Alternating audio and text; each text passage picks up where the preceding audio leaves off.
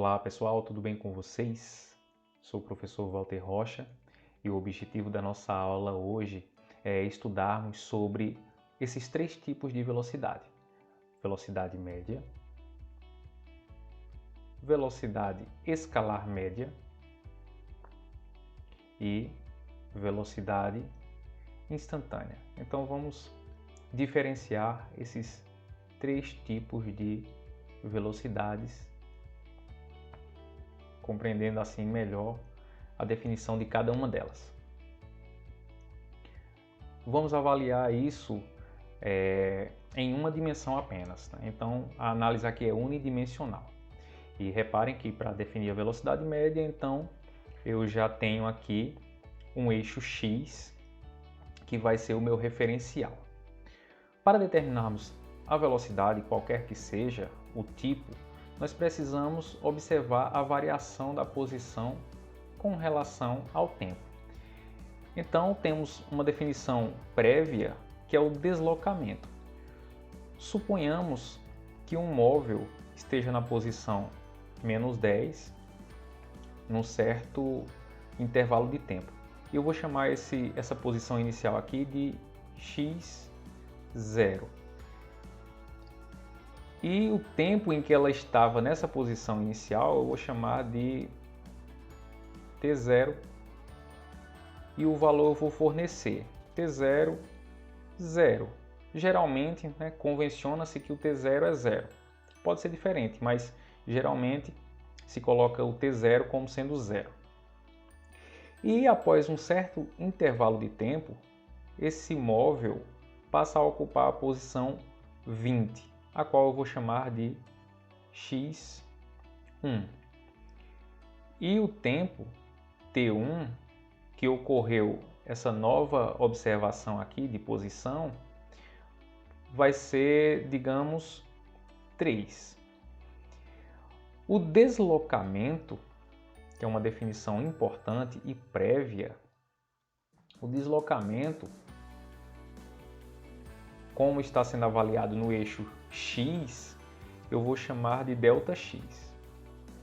O deslocamento ΔX é a diferença entre a posição final e a posição inicial, ou seja, ΔX igual a x1 menos x0. E houve também uma variação temporal. O intervalo de tempo, então, de maneira análoga, a variação de tempo, que a gente chama de intervalo de tempo, será ΔT igual a T1 menos T0. E esses valores já foram fornecidos nessa situação hipotética, para melhor caracterizarmos aqui a grandeza a ser avaliada, a velocidade média. A definição de velocidade média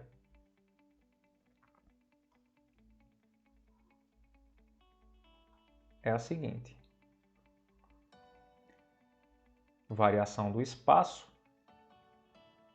dividido por variação de tempo. A variação de espaço aqui é chamada também de deslocamento. E no meu problema hipotético, eu tenho já o conhecimento de qual é a posição final, qual é a posição inicial, qual é o tempo final e qual é o tempo inicial. Essa fórmula, então, se forma ou se transforma em x1 menos x0, posição final menos posição inicial, dividido por t1 menos t0. E obviamente aqui o nosso problema vai nos fornecer que a velocidade média será igual a 20, que é a posição final, menos 10, que é a posição inicial, dividido por 3 menos 0, que é o intervalo de tempo. A velocidade média, então, será 30 sobre 3. E se estivermos tratando do problema no SI, no Sistema Internacional, a velocidade será 10 metros por segundo. Então, nós precisamos aqui observar a variação da posição do objeto, ou seja, observar quem é a posição no instante inicial, observar a posição no instante final, calcular essas variações de distância e de tempo, fazer a razão entre o deslocamento e o intervalo de tempo e teremos assim a velocidade média, que se diferencia ligeiramente de velocidade escalar média. Suponha agora o seguinte problema. Um móvel estava na posição 10, a qual eu vou chamar de x0, num instante de tempo t0, que eu vou mais uma vez chamar de 0. Esse móvel foi para a posição 20, que eu vou chamar de x1, após um intervalo de tempo, após um instante de tempo, melhor dizendo, ou no instante de tempo, 3, parecido com o problema anterior. Suponha ainda que depois de ter ido para a posição x1, esse móvel imediatamente retorne para a posição x0, que nós vamos chamar agora de x2. Então x0 é igual a x2. E o tempo final, que vai ser o tempo 2, vai ser 6 segundos. Vejam, se eu quiser calcular a velocidade média aqui nesse problema, observando o deslocamento, eu vou ter um problema. Porque mesmo observando a movimentação do objeto, entre a posição final e a posição inicial, não há diferença. Então, por mais que T2 menos T0 seja igual a 6 segundos, 6 menos 0, 6, x2, melhor dizendo, menos x0 vai ser 0. Então, a velocidade média desse problema aqui é 0. Porém, nós sabemos que o objeto se deslocou. E aí entra essa nova grandeza aqui, que é também um tipo de velocidade.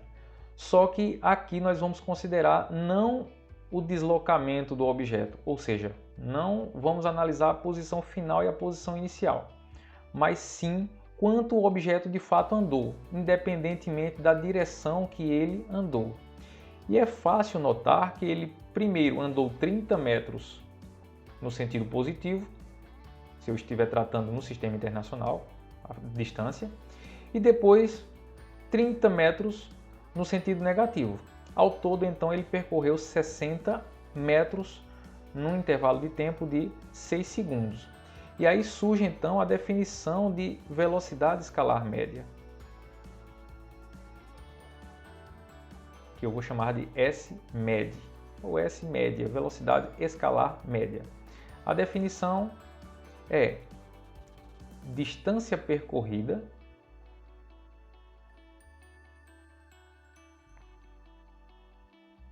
dividido por ΔT, pelo intervalo de tempo. Então, neste problema aqui tratado, a velocidade escalar média será 30 mais 30, 30, que é o deslocamento no sentido positivo, e mais 30, que é o deslocamento no sentido negativo. Ele vai percorrer, então, 60 metros em um intervalo de tempo 6 menos 0, que é 6. Resultado, 60 dividido por 6. E como já tínhamos mencionado há algum tempo atrás, a velocidade escalar média será 10 metros por segundo. Então, há uma diferença entre a velocidade média. Para esse problema hipotético, a velocidade média foi 0, porém, a velocidade escalar média foi 10 metros por segundo. Por quê? Na velocidade média, nós consideramos o deslocamento, a posição final e a posição inicial, a diferença entre essas duas. Já na velocidade escalar média, nós não consideramos o deslocamento, mas sim quanta distância de fato o móvel percorreu, independentemente do sentido. Agora vamos falar sobre velocidade instantânea. Quando você faz uma viagem num automóvel, você percebe, ao analisar o velocímetro do automóvel, que a velocidade varia conforme o tempo.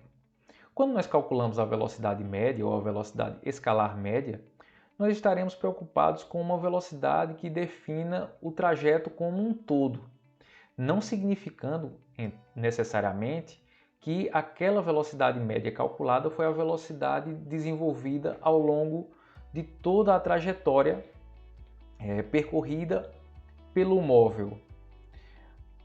E aqueles valores que você observa no velocímetro do automóvel, aqueles diferentes valores, são ou podem ser considerados como a velocidade naquele instante, a velocidade momentânea, a velocidade instantânea. Então, por muitas vezes, nós queremos determinar justamente esse valor, queremos saber a velocidade num momento específico.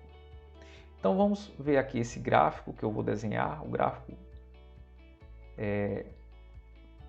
nesse sistema de coordenadas, x e t, onde t é o tempo, pode ser dado em segundos, e a distância x, a posição, melhor dizendo, x, geralmente é dada em metros, que é no sistema internacional.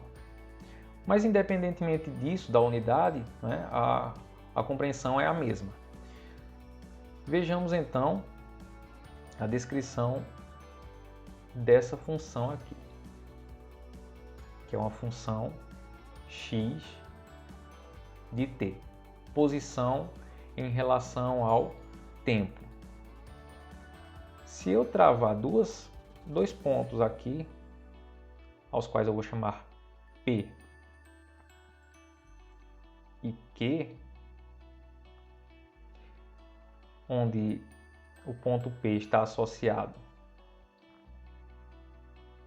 ao tempo t0,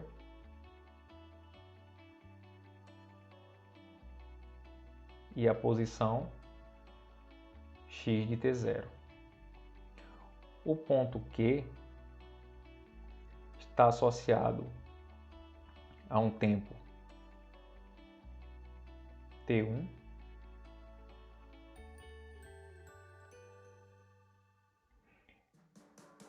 e a uma posição x de t1.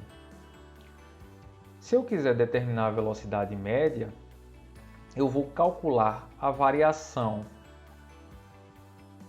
da posição com relação à razão, na verdade, da variação de posição, que é o deslocamento, pelo intervalo de tempo ΔT. E eu posso, utilizando uma régua, traçar a reta secante que liga os pontos P ao ponto Q e associar a inclinação dessa reta secante à velocidade. Então eu tenho aqui a velocidade entre os pontos P e Q, que pode ser obtida através da análise da inclinação dessa reta. E a inclinação dessa reta é dada justamente por ΔX sobre ΔT. E assim eu posso observar graficamente também qual é o valor da velocidade. A velocidade entre os pontos P e Q, a velocidade média entre os pontos P e Q, é definida ou é descoberta através da equação que já é conhecida, ΔX sobre ΔT, onde o nosso ΔX vai ser x x de t1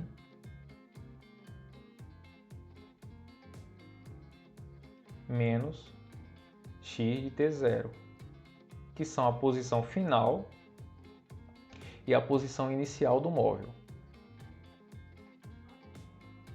dividido por ΔT.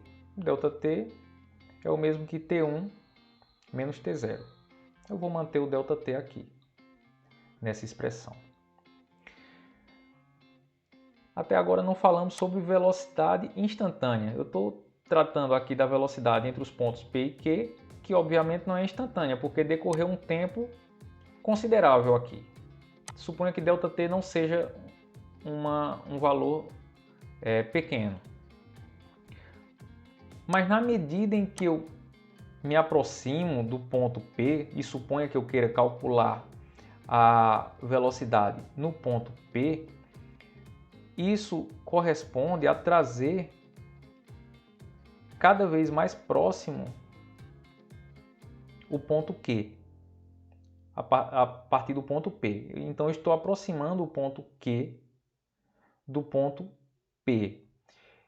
E quando eu observar agora a nova reta secante entre os pontos P e Q, eu vou ter uma nova inclinação.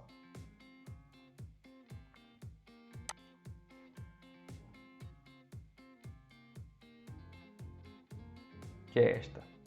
É uma nova velocidade, então. E aqui, esse Q, eu vou dar uma diferenciação. Vou chamar ele de Q'.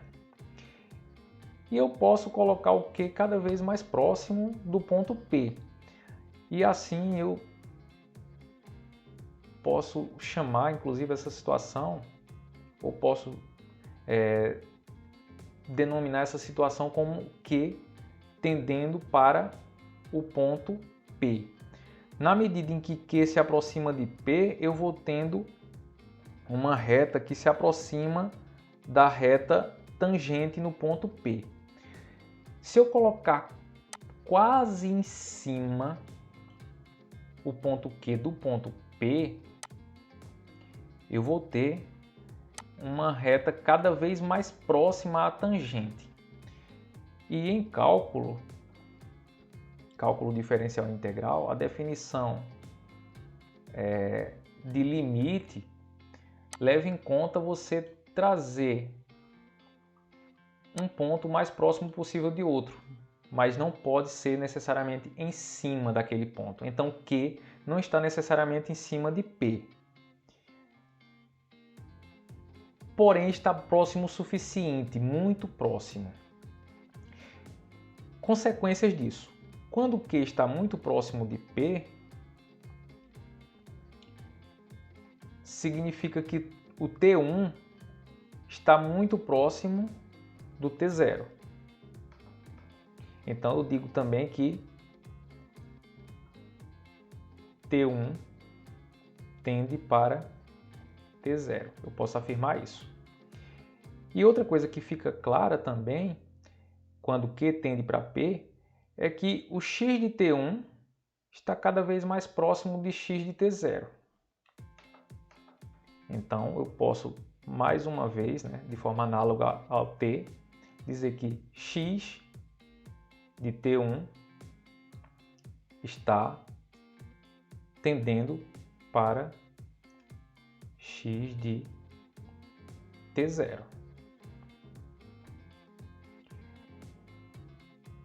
Quando eu faço isso muito proximamente, quando eu aproximo os dois pontos, de maneira que a diferença entre eles, a distância entre eles é a menor possível, mas não é zero, eu estou fazendo um limite, eu estou tomando um limite. Então a nossa expressão de velocidade, ela vai tomar a seguinte característica: a velocidade no ponto P será igual ao limite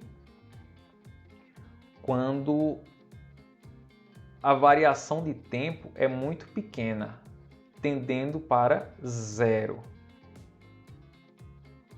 O ΔT tende para zero porque T1 tende para T0. Se essas duas coisas forem iguais, T1 menos T0 é igual a zero, então não há variação temporal. O limite, quando ΔT tende para zero, de ΔX sobre ΔT pode ser escrito da seguinte forma: limite, quando ΔT tende para zero, de ΔX sobre ΔT. Ora, quem é ΔX? Está aqui em cima. É x de T1 menos x de T0 sobre ΔT. Colocando aqui a parte, quem é o ΔT? Quem é o nosso ΔT? ΔT é o mesmo que T1 menos T0. E se eu quiser isolar o T1, eu vou ficar com T0 mais ΔT. Então, T1 é o mesmo que T0 mais ΔT.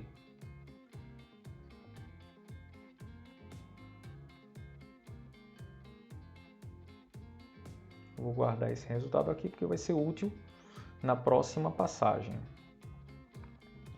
Logo, a velocidade no ponto P, a velocidade instantânea, será igual ao limite, quando ΔT tende para zero, da expressão x de T1 menos x de T0 sobre ΔT. Só que T1 eu determinei aqui, ó. Quem é T1? T1 é o mesmo que T0 mais ΔT. E assim eu substituo T1 por T0 mais ΔT. Repito essa outra parte, essa expressão aqui, essa parte da expressão, x de T0 dividido por ΔT. E essa expressão obtida é justamente a definição de derivada, que é muito útil no cálculo diferencial e integral. E uma das motivações para se determinar uma derivada é justamente a questão da velocidade instantânea. A velocidade instantânea em qualquer ponto, então, desde que você conheça a função, é a derivada dessa função naquele ponto específico. E logo,